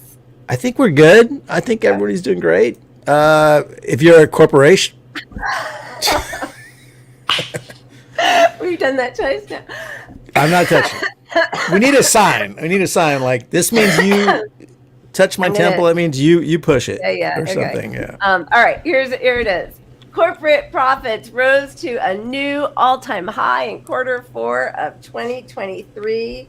But trickle down. They'll trickle down. That's the new Democratic message. Like, it's just wait for it. Wait for it. It's coming. The good times are coming. We need a strong Republican Party. Isn't that what they always say? We need a strong Republican Party. Reagan. Yeah. I mean, wait for it, but you should definitely save $5,200 this year for some rising prices. Just look, I borrowed money to pay my rent this month, but hey, don't worry. You should just budget an extra $5,200. Somehow do that. And I mean, profits are soaring. The U.S. It's the best for them since 1950. I mean, we're sparing everybody the clip from, what's that horrible show? The View, where Ana Navarro and the rest of the ladies talked about how they're so much better economically. There was just an opinion piece in New York Times that was like, I'm an economist. Don't listen to your feelings. It's another, get over it. Things are going well. Which is the worst message, because if things are truly going well and you're not doing well, yeah, that's the message that, okay, we need to switch governments. Well, whatever Biden is doing, if this is well, I'm looking around. Yeah, exactly. I got a buddy coming by. All right, go ahead. There's Drake. All right, this is you're doing well when BlackRock's Larry Fink says 65 retirement age is a bit crazy. Why don't you just invest and become a billionaire and steal the labor of all your workers? 65. Retire at 65. No, I want to be an electrician when I'm 70. Why are you so Because that's when I want to be in an attic and in a basement crawling around and on rooftops. I mean, truly, the chutzpah of these people, it's insanity. So not only do they not want you to retire at 65 because they're depleting Social Security, but they also want you to know that there shouldn't be a taboo on assisted dying. It's not a bad thing. Not a bad thing. Put yourself out of your misery. work until you're dead. And if that's not enough, we're going to bilk you out of $83 billion in 1 year by overbilling you for that health care that is a right. The soon to be on the way to be currently being privatized Medicare Advantage. Yep. Thank you, Biden. Just continuing Trump's okay, fine. Trump started it, but like you're the president now. And this is where the press covered it when Trump was doing it. Oh, he's going to do this. Yep. And then it just happens under Biden and they don't cover it. Well, it started under Trump. If I ever see it covered, it was started under Trump. Right. Okay. What could he really do? What could he do? What can you do? Leader of the free world. Then just going back to how the whole system is totally rigged. So the Lever does, and David Sirota, such great reporting on all of the corruption in big business. But as governor, Larry Hogan pressed for ever larger cargo ships in Baltimore's port, despite safety warnings from an insurance giant and marine expert. Hogan said the port expansion for megaships would improve safety. Yeah, and you know what's funny? Like yesterday, I was listening to an article. I was listening to them on NPR talking about how all these ships are being built bigger and all these ports need to expand their size to accommodate them. And so that's NPR doing spin for this guy right here because they want to build bigger ships, even though they're dangerous. But none of this danger conversation was in the mix with these bigger ships. It was just like, it's good for consumers on NPR. I mean, they are so bought. I mean, I used to donate to them and are like, what is it, KCRW, whatever over here. But like, then when they start saying, when you hear who their main sustenance is, it's like Pfizer and Northam. Okay, I am drunk. Wait, Northrop. This should help. So bigger is not better? There you go. We want girthy ships. That's all I'm saying. Girthy ships are what matters. I may only be 12 inches long. Okay. Right. Yeah. Okay. Here's the other thing that's really good news. The company whose ship destroyed the Key Bridge just invoked a special law to shield itself from financial liability. The shield exists because Big Oil and the cargo giant that chartered the ship lobbied to preserve it after the Gulf oil spill. So there's just no liability for destroying the environment, killing people. I'm sure Pete Buttigieg is on that, and his government fought back against that. Do we have a Secretary of Transportation? I work for transportation. Yeah. Yes. Thank you, Northrop Grumman. I needed to see it before I could say it. Yes. Okay. Yes. So what's what else we got? But we got Boeing. I mean, Boeing. We haven't even covered the Boeing stuff too much, but but wait, did you see that Anthony Blinken's plane? I did. I almost pulled it. That was breaking news right before the show. He was on a Boeing jet to mechanical breakdown of his 737 Boeing. He ended up having to like drive the rest of the way somewhere in Switzerland or something. They're killing it. Killing it for sure. Sorry, go ahead. No, but why wasn't he on a private plane? Who knows? But this this tweet, would Boeing murder a whistleblower before this month? I'd have said it depends. I didn't think Boeing would kill a middle manager who never worked on the 737 MAX and left in 2017. What surprised me was how many more informed observers felt Boeing might. Okay, so sorry, I'm not trying to correct you, but it is from the article from the Prospect, and it's a really good article about how they just maligned him. He was one of their best and brightest, that guy, and he kept coming to them with real safety issues, and they just made his life a living hell. So he finally quit, and that was like, I don't know how many years ago he quit, but so that was when he was, all those claims are coming to fruition right now. And one of the things I think in that article was that the Boeing board actually, the shareholders wanted to have some experts on the board. Here. This will be better if you do it. And I don't have to try to say it. Go ahead. What? Boeing execs got federal regulators to let them block their own shareholders from voting on a proposal to require the company board to have at least some people with backgrounds in engineering and or aerospace. Why would you want that? So the board fought against having people who know what the fuck is going on involved. I mean, the crazy thing is the shareholders wanted that because they know that it is to their benefit if the company isn't getting sued and killing people and crashing and having parts fly off in the middle of flight. They want some experts, engineers, but the shareholders said no. Or no, the board members said no. The board members fought it. Yeah, exactly. And the shareholders voted on it saying yes, and the board members said no. And this is where Pete comes into play because they have the potential to fight this stuff. They could sue, or like Pete has the weight of the federal government's. Yes. I mean, there's some things he can just do. There are some things he needs to just, you use the government and the courts to fight against corporations acting inappropriately.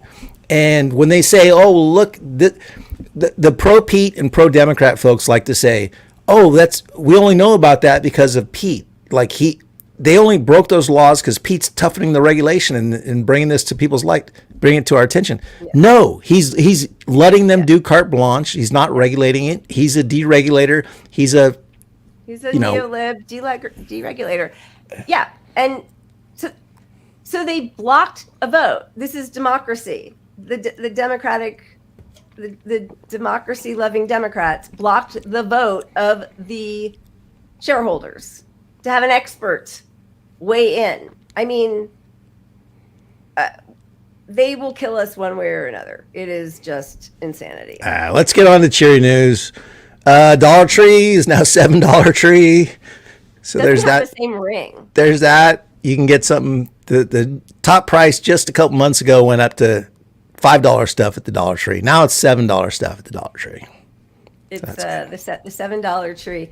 One thing that I did think was kind of good, though, for real, is that Bentley sales are down because rich people are experiencing emotional sensitivity due to the cost of living and don't want to flaunt their wealth with a new luxury car. I mean, I actually have to say, that would be great. Like, don't flaunt your wealth anymore. Don't have as much wealth, and definitely don't flaunt it. It's disgusting.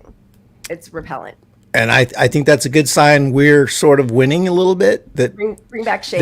They're now getting a little unsafe in public with their exorbitant wealth. The pitchforks might be coming out. I mean, that was helpful to FDR, actually, and his capitalist friends, to say, like, this will only end in one way if we don't, help people out and provide a social safety net for this country. They'll come after you. Go ahead.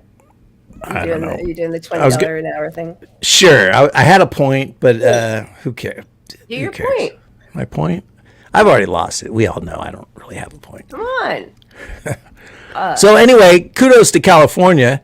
As of today, literally today, or maybe yesterday, I could be wrong, we passed a minimum wage for fast food workers of $20 an hour. There you go. And so the spin was that, this is going to drive prices up to astronomical levels. I can't charge $20 for a Happy Meal McDonald's franchise responds to California's new fast food worker wages. But as More Perfect Union, who covers a lot of the union and income and economy, labor issues, McDonald's workers in Denmark make over $20 an hour now, and a Happy Meal is $6.20. So maybe we have a greedy boss problem here. Non-minimum wage is too high problem. Yep. And I mean, it is just amazing also, like, all of the people who will come out when you say anything about this, and they're like, fast food jobs shouldn't be a living wage. It's only for high school students, which the percentage of people who work first of all, shut up. Like, why would you not want to pay somebody a living wage? The whole point of a minimum wage is for it to be a living wage. That is what FDR actually said. And I'm not I know he did a lot of stuff that was wrong, but those. Right. Just fundamentally take a step back and think about what that means. You don't want someone who has an entry-level job to be able to survive? Like, I mean, live? You complain about homeless people constantly. That's your number one issue next to immigrants who are stealing your job, even though that's not happening because either. They're under the radar, so you can pay them 3 cents a grape or something to farm. I mean, that really, But the bottom line is we saw all this spin about, all the, and who knows, economically, they're going to put out they're going to find every single instance in California where it cost somebody a job because they raised it $20 and make it a big deal. But, they're putting spin out like California's $20 fast food minimum wage balloons menu prices. And even in this spin that they're trying here. Put on your readers. Let's see it. It's the double, which is $5.65, went up to $5.90. So it was 25 cents more. 5, 6. Oh yeah, sorry. Yeah. I used to deal blackjack. I could do some math, you're but maybe not on the fly as much as I used to. But a cheeseburger only went up 15 cents. So. But you know what? People are willing to pay those prices. That's not. But also, they should not have done that. The CEO. I wonder what the CEO makes. Like, don't put it. 100%. And I know. I know your point, but like that, even that makes me mad. Yeah, and look, these are franchises. So the argument is, it's going to harm the local franchise. Well, then the national franchise needs to not charge such franchise fees. And it's corporate greed, period. It's corporate greed across the board. But these prices, if you show people these prices like flat out and say, if your double costs 25 cents more and the guy working there could fucking afford an apartment, is that worth it for you, or would you rather see another homeless person? Okay, so I totally agree, but sorry. But like, yes, of course, I would love to do that. I'm willing to do that 100%. But that takes the weight of the burden off of the CEOs because it doesn't even have to go up 25 cents. They can make not $15 billion. Like. That's the thing. They not do stock buybacks. Not so I even resent that because I see at restaurants now they're like, oh, we're adding. It's not a tip, but this is the fee so we can help our servers with healthcare. Or this is a service fee to wrap your to-go stuff that you drove across town to pick up, but you can still tip.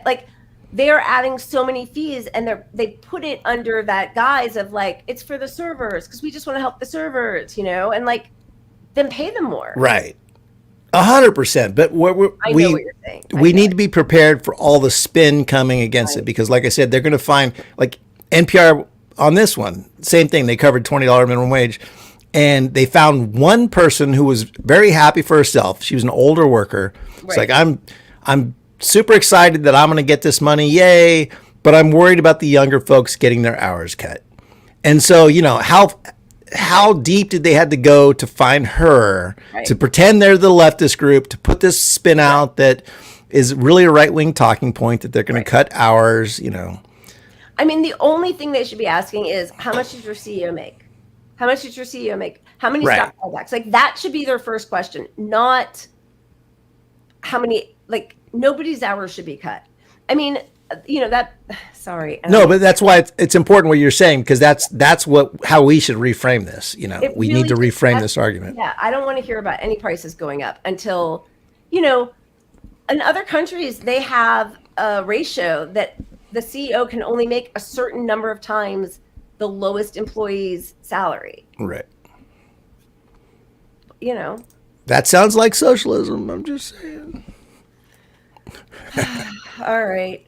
Is that it for the economy? Oh, look at you. You're pushing us along. Do we have any wheels? No, we don't have videos on the economy. Oh, look, we get the... Look at that. A little puppet fun. Meow. I forgot I added the meow. I thought I'd throw a dog in the mix here. Okay, I can't Since we're always cat friendly.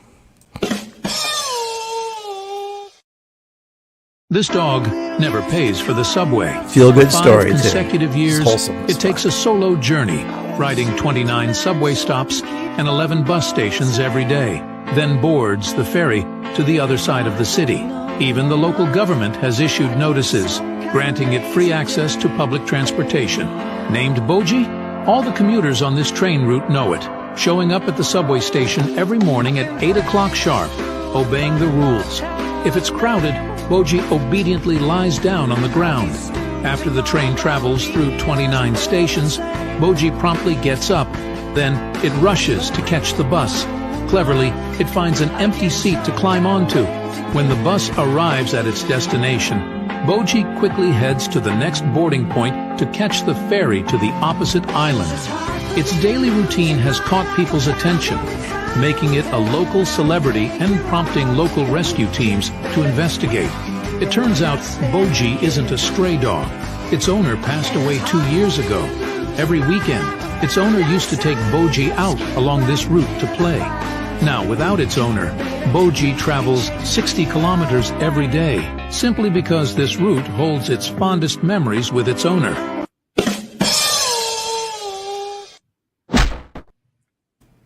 Oh my God, that's really, so wholesome. That's really sweet. Can I just tell you, I downloaded that like yesterday or the day before, and I was like, you know what, is this an old thing? So I did some research. Here's a follow-up story to this. They tried to frame him for shitting on the subway. So it got out in the news, and there was a video of poop on the subway or the bus or whatever he was, the ferry. Kid going to school. Right? So there was a poop, and they had to go to the video, and they found a guy who dropped some fake poop on the thing and tried to get him kicked out because he was salty as fuck or something. What is wrong with people? Yeah. How do you believe that? But anyway, they found the video, caught the guy who did but it was recent. Yeah, no, he's still alive. He retired now. Somebody adopted him. Why did they call him it? That was so weird. Like they knew it was a boy, and they knew he was a boy. Really? Like, yeah. But I did love that story. That was very sweet, and that breaks my heart. Cora, I haven't ate out or podcast in 4 years, so now I have money to boost a podcast. I pray more leftists see. Thanks for all you do. Go get drunk, Lila. I'm already there. Thank you. Thank you. Really Cora. So sweet. Awesome. Thank you. Thank you. That is the sweetest story. That's really sweet. That's very sweet. Oh, and somebody said that that Boji was adopted a year or two ago. Yeah, it was because of the poop, the fake thing. So they're like, we gotta adopt him. Somebody owns him, but he has like a tag and GPS tracking and lifetime pass to travel. And, that's cute. Yeah. All right, moving on. Good old Israel. This should be light. I mean, every day it is just it's impossible. This is unbearable. Nobody's doing anything. It is unbearable. Here we go. Here are the numbers, just so we all know what we're talking about. What is it? The Hamas-run Ministry of Health, or whatever the media will say to kind of undermine it. Meanwhile, this is a severe undercount because there are so many people still buried in the rubble, but it's awful. Right now, they're just saying that the killed number 41,000.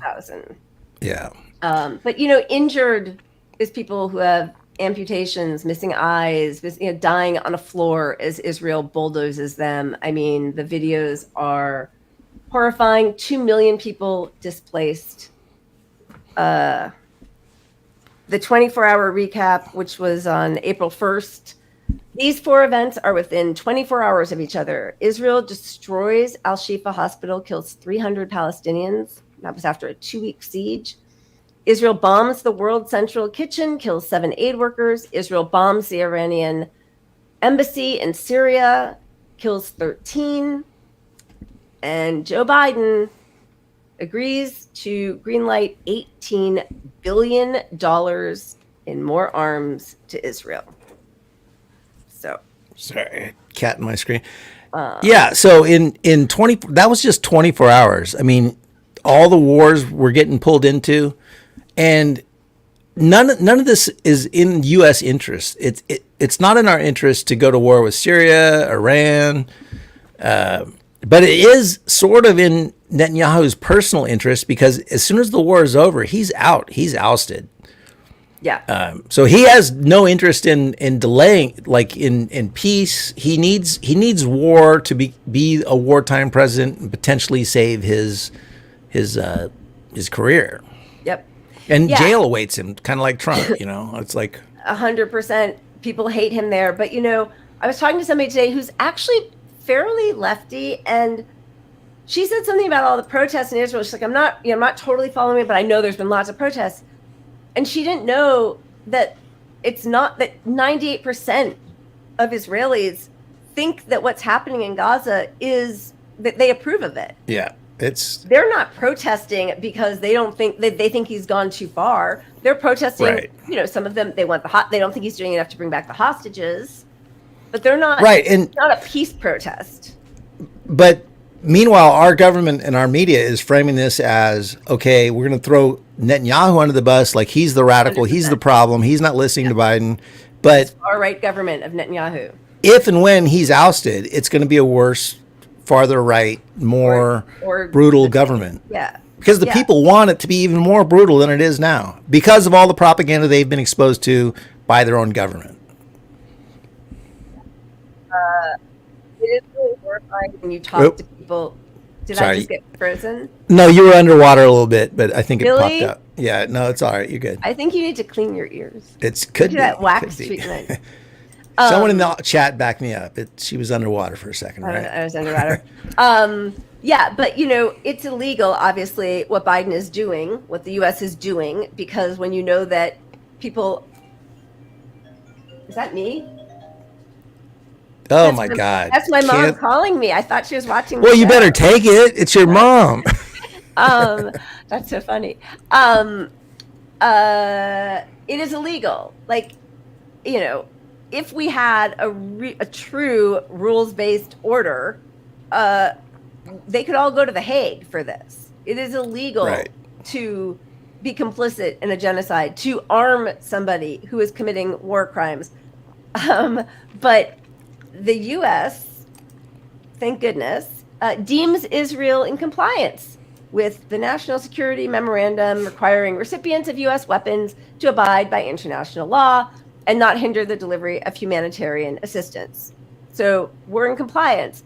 And again, I keep bringing up Bernie because as much as he's disappointing, he still is like the best one, for as little as that means. But he tried to condition aid on, making sure that they were abiding by international law, which is a joke because by the time he even brought it up, it was 4 months in and everybody knew on October 8th that they weren't. Right.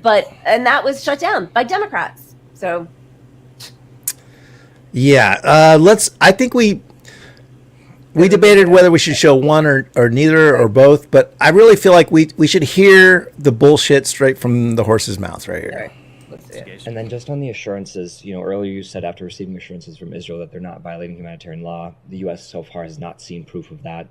I'm wondering what these assurances look like because, we have all seen proof from the International Court of Justice, from the United Nations, and from footage, especially the past few weeks, over and over again of Israel seemingly targeting civilians, hospitals, churches, footage even yesterday showing Israeli forces seeming to execute unarmed Palestinians waving white flags. They're blocking aid to the point that the U.S. is trying to build a pier to deliver aid as if Israel is a belligerent and not an ally. So with all this, how is Israel not violating humanitarian law? Are these assurances just Israel saying that they promised they're not, and they evidently continue to do so? I spoke to this extensively on Monday and Tuesday, and I would encourage you to check the transcript. I'll do a little bit of it again, but I think I will spare everyone else here 15 or 20 minutes of me in vain on the national security memo again. But what I will say is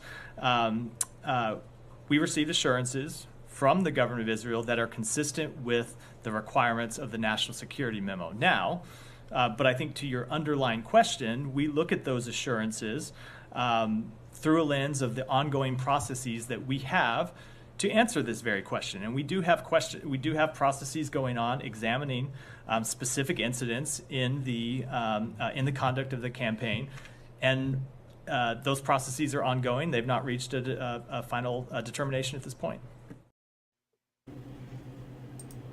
I mean, do you see the outrage at MSNBC when they hired Ronna McDaniel and, how that was bringing down the station? I mean, what the lies, and again, like, it's not a lie about something corrupt and gross, like hawking your daughter's, shoe and handbag line, it's genocide. Like, yeah. The stuff coming out of Al-Shifa was especially horrific. We did not pull video of it, but just for the summary, 300 women, children, and men slaughtered, many zip-tied and executed, some flattened by tanks, burned or hacked into pieces by missiles, skeletal remains and body parts everywhere. There were reports of decomposing bodies that had maggots crawling out of them. There were bodies so burned with severed heads that were being pulled away on stretchers. There were bulldozers just mowing over live people, because not only were people seeking shelter inside the hospital, but just like the first hospital back in October or November, October, I think, that there was the 3-day fight about how Israel would never bomb a hospital and it had to be a Hamas. Yeah. And then they bombed them all. 36. Yeah. So how'd that argument play over for people following the story? I mean, I have to find it. There's a great write-up about we actually showed it a few months ago, but the 10 stages of Israeli propaganda, like, we would never do that. We would never kill the civilian. Well, we might have killed a civilian, but it was an accident. Oh no, it was Hamas. It's like it was a terrorist. Oh, they use them. But all kids are Hamas. Yeah. Babies are going to be Hamas. So bad that a doctor said, because they were just executing doctors, I think one of the chief surgeons, they stripped him down naked in front of all of his, subordinate doctors to humiliate him. But because they are targeting doctors, when they were changing to leave the hospital, they would put on civilian clothes, because if they were in scrubs, they were more likely to be shot by a sniper. It's really disgusting. And when you have our State Department, John Kirby, the other guy, Matt Miller, they come out here and they spew this stuff about, like, we're just trusting Israel on this, is what it comes down to. They know Israel's. What was that movie you sent me that I watched? God damn it. That was so good. So good.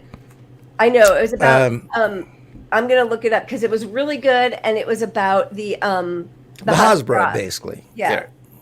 But basically, Israel forever has they recognized a long time ago that they couldn't get away with these atrocities they were committing without putting a better spin on it to the world. And so they created this PR campaign, which infected our politics. And because of that, they can get away with stuff. And the main guy who on the U.S. side of things, the pollster, what's his name?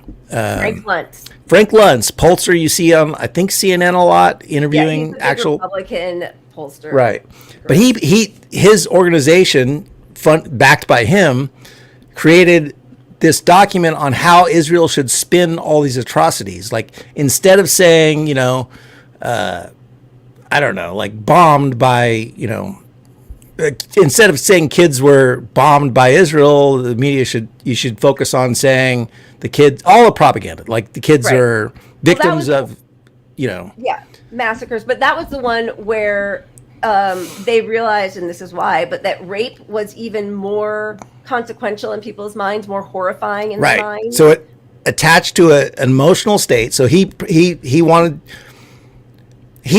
a roadmap to respond to all these atrocities, as the U.S. is doing, as Israel is doing, as the media parrots every day. He said, show some sympathy, say you're the most targeted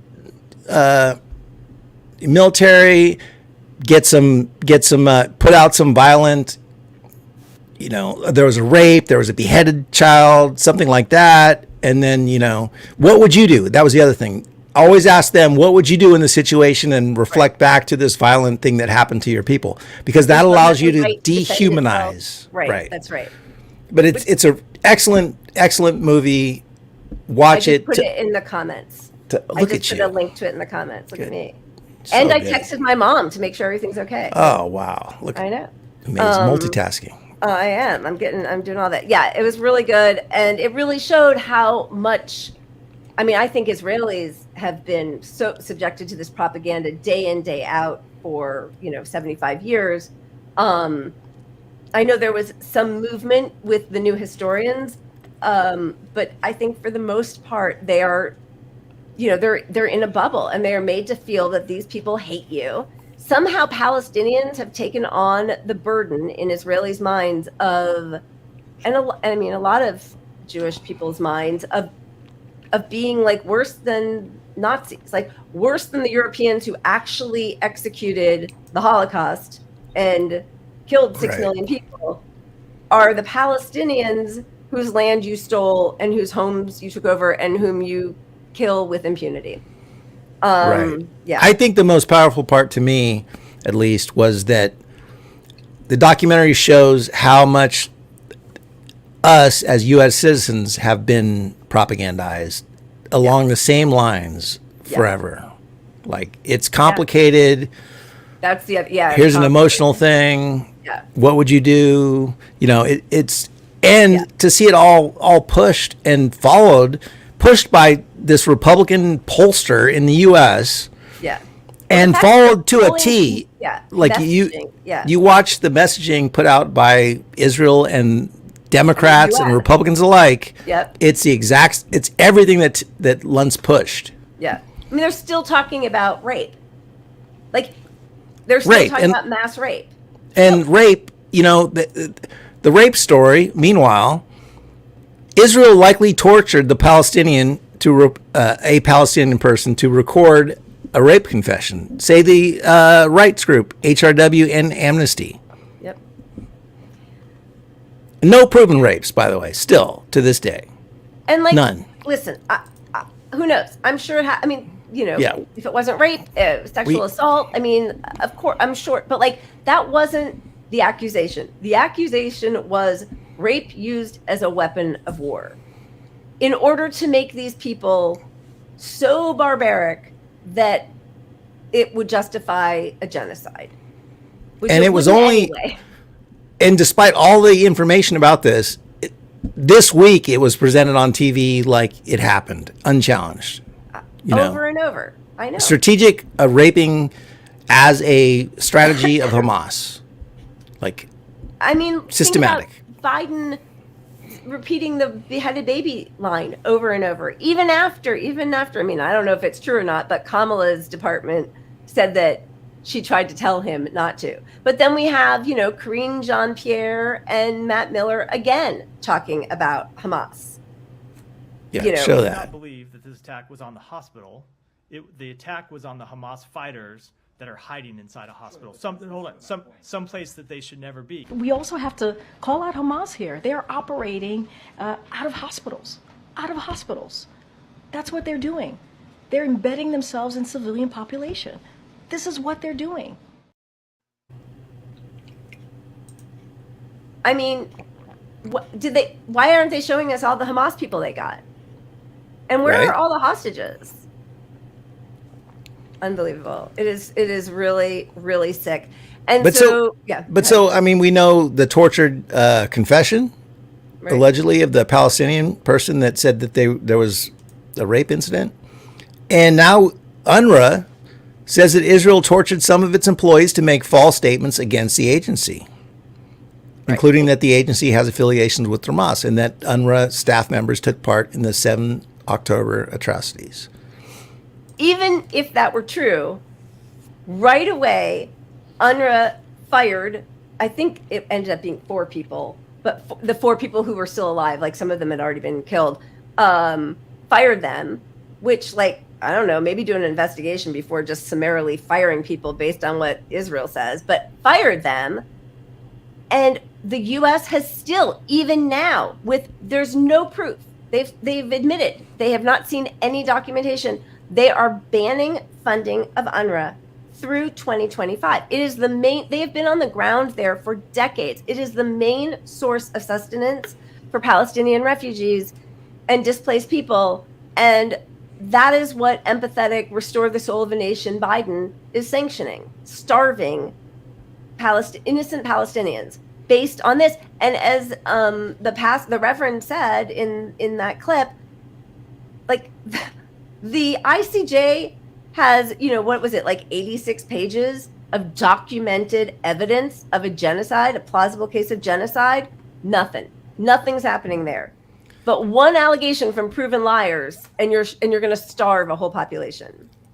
Yeah, it's just so clear to ignore. It's to ignore the clear evidence in your face and just accept a country that's been proven to lie, that the whole world is saying is committing a genocide. Like, we could not be more transparently evil to most of the world in this situation. We aren't to people in our own country who are uninformed, and that's because of Frank Luntz and all that bullshit, and it worked on America. It's getting unpacked right now by young people, aware people. That's why we got to ban the TikTok. Ban TikTok immediately.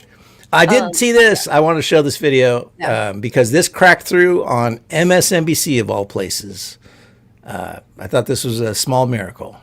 This has been bubbling up from behind the scenes for a while. President Biden, frankly, is furious at Prime Minister Netanyahu.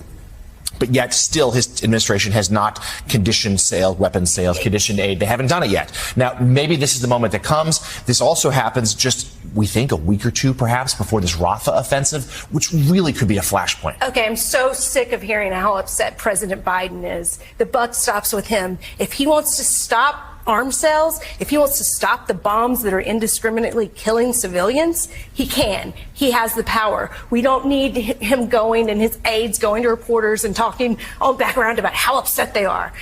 What happened yesterday is still going to happen. At Mika's conference, the head of the Palestinian Red Crescent spoke, and she was incredibly moving. This was in Abu Dhabi. And she spoke about the difficulty of aid getting in the country, period, from the north or south. And she described a process that was kind of like the TSA changing the rules every single day, going through airport security.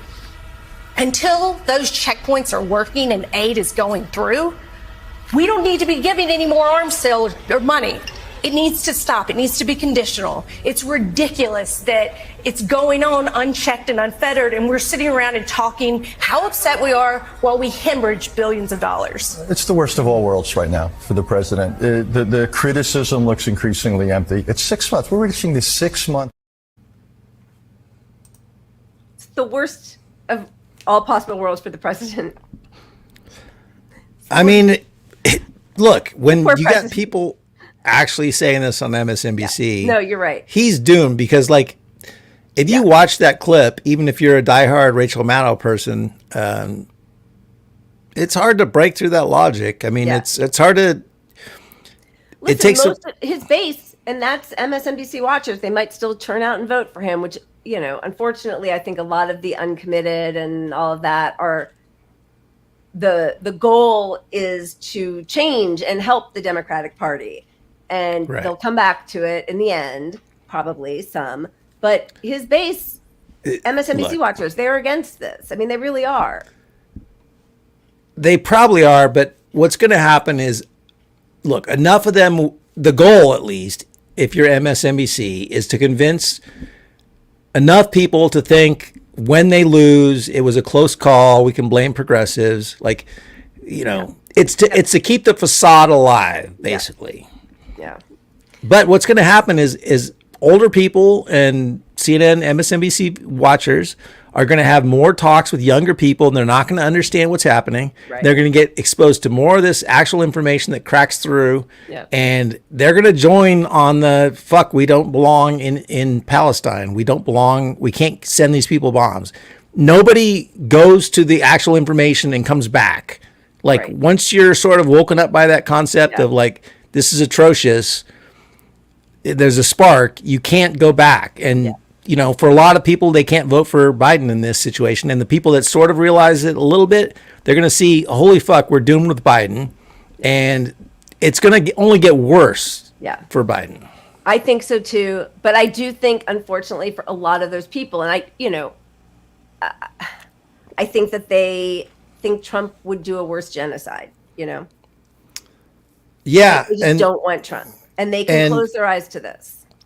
Look, we saw how powerful in the home stretch of the election the media can be when they hammered Bernie all at the end. And they can, we don't know what narrative they can put out at the end. Yeah. But there isn't going to be enough to get past the support Trump actually will have with his side. Yeah. I think so it's not going to be enthusiastic enough. It was enough like they can control their own primary. They can't control exactly. Yeah. Exactly. Yeah. All right. So the last thing, I mean, there's so many other things to talk about, but was the bombing of the World Health Kitchen. The World Sea Kitchen. CK, right? Yeah, the World. Oh my God, Central Kitchen. Central Wow. Kitchen. Jesus. Stop. It's right on screen. Which is, I mean, just horrific. They were in a deconflicted zone. They had actually already coordinated their movements with the IDF. And not only that, but it took place over they say in kilometers, like 1.5 kilometers, but basically they bombed the top. And of course, first they tried to blame it on Hamas, but it was a targeted missile from the top, which you could see. And then it stopped. The next one was a few minutes later because the people who still survived that first bomb ran to the second car, which was then bombed. And then the same thing then went to the third. So this wasn't a mistake. This was targeted. You can't say it was a misguided missile and blame Palestine. You can't blame Hamas. Hamas didn't accidentally bomb these people. It was clearly Israel. And according to people in the know on this stuff, there's probably a team of four. It would have taken a team of 40 people to organize this that were in the know. So if there's a mistake, it was a team of 40 making this mistake of bombing this and then that and then that. Yeah. They're all these. Everything they bombed was clearly marked from above, humanitarian aid, with all the correct World Central Kitchen on it. Yeah. Yeah, don't bomb me, and they bombed right in the middle of it. They even called to the control center to say, you're targeting, we're getting shot. Stop. This is us. And so the upshot is they are evacuating, and 240 tons of food that was on its way from it's not Crete. Oh God, it's not Sardinia. Anyway, sorry. A barge that was on its way with 240 tons of food has turned around to go back because they're scared. 2 other aid organizations are withdrawing from Palestine. So, and because we're not funding UNRWA on the ground, people who are actually there on the ground who don't have the luxury of just turning around and leaving. And I'm not saying the aid workers are having the luxury. This is horrible. But we have defunded the organization that has been on the ground for decades. The only group that all the other groups that will still take your money and go in, all those groups still say, we need UNRWA. UNRWA has the channels and has done this. And, something like 70% of the aid has always come from UNRWA. And there's no process to replace them. So when we are committing genocide, we are committing starvation of over 1 million people right now. Yeah. Oh my God. Pat. God froze. Darn it. All right. Do you want to pop out and come back? I can kill some time here. Yeah, kill time. I'll be right back. All right. So let's look at what else they're doing. So, okay, the starving. Human Rights Watch says Israel is using starvation as a weapon of war. EU chief says Israel is using starvation as a weapon in Gaza. UN experts say Israel is deliberately starving Palestinians in Gaza. Our media says Gazans go hungry, hunt for food in sad times.